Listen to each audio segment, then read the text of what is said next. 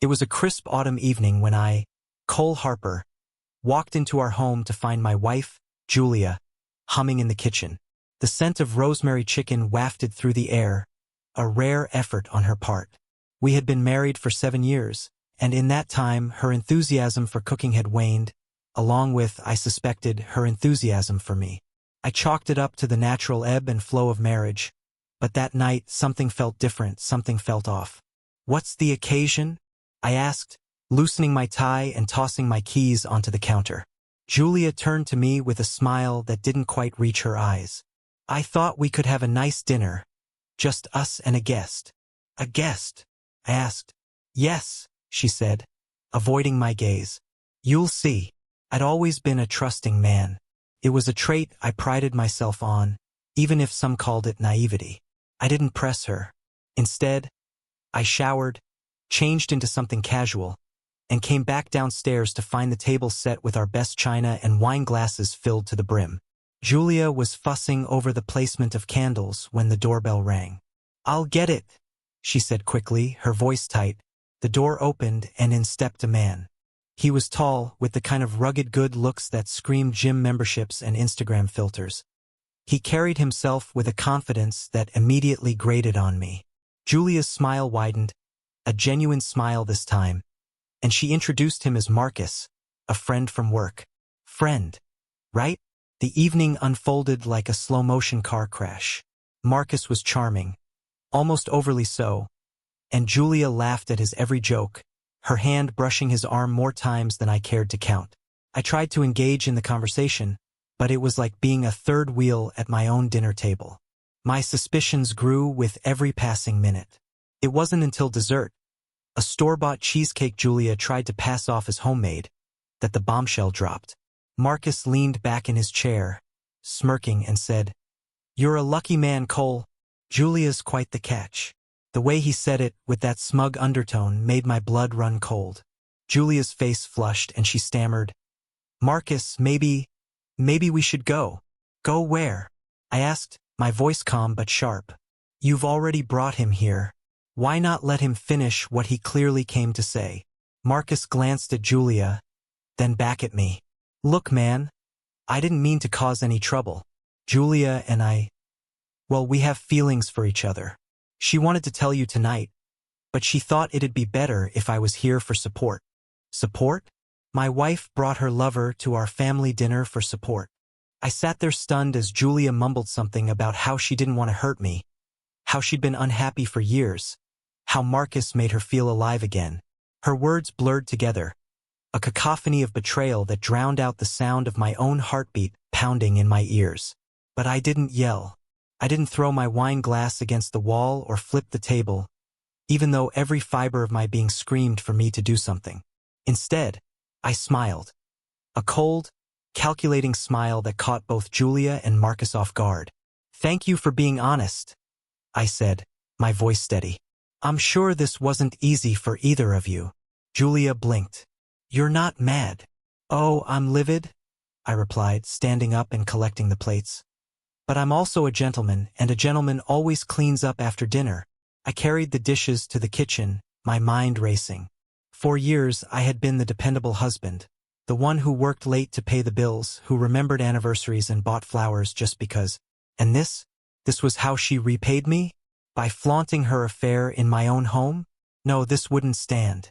If Julia and Marcus wanted drama, I'd give them the kind they'd never forget. The next morning, I called in to work and set my plan into motion.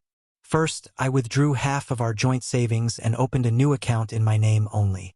Then, I contacted a lawyer to discuss my options. My attorney, a no-nonsense woman named Lisa, assured me that I had the upper hand, especially given Julia's blatant infidelity. "Document everything," Lisa advised. "Text messages, emails, anything you can find." By the end of the day, I had copies of every incriminating message Julia had ever sent to Marcus. Turns out, she wasn't as careful with her phone as she thought. The next step was more personal.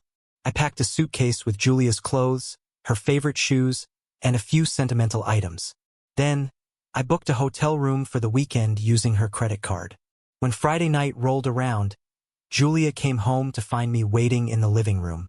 I had lit candles and poured 2 glasses of wine, creating a scene straight out of a romance movie.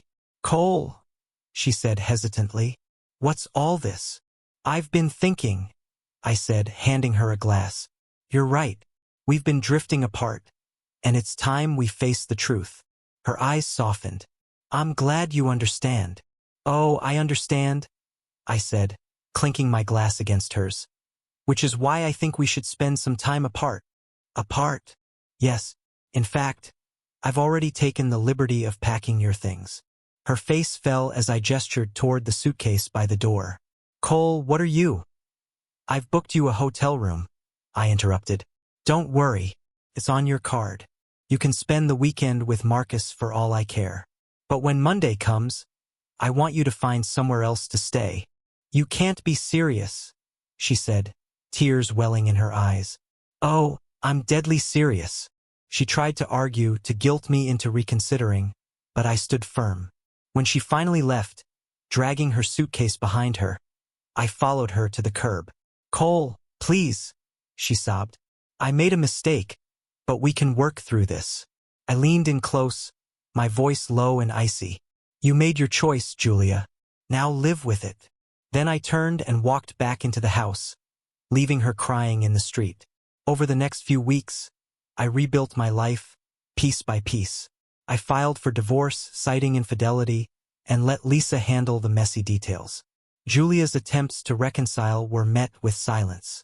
Even Marcus tried reaching out, claiming he didn't mean to cause trouble. I blocked him without a second thought. I'd like to say it was easy, that I moved on without looking back, but the truth is more complicated. There were nights when I lay awake, replaying every moment, wondering how I had missed the signs.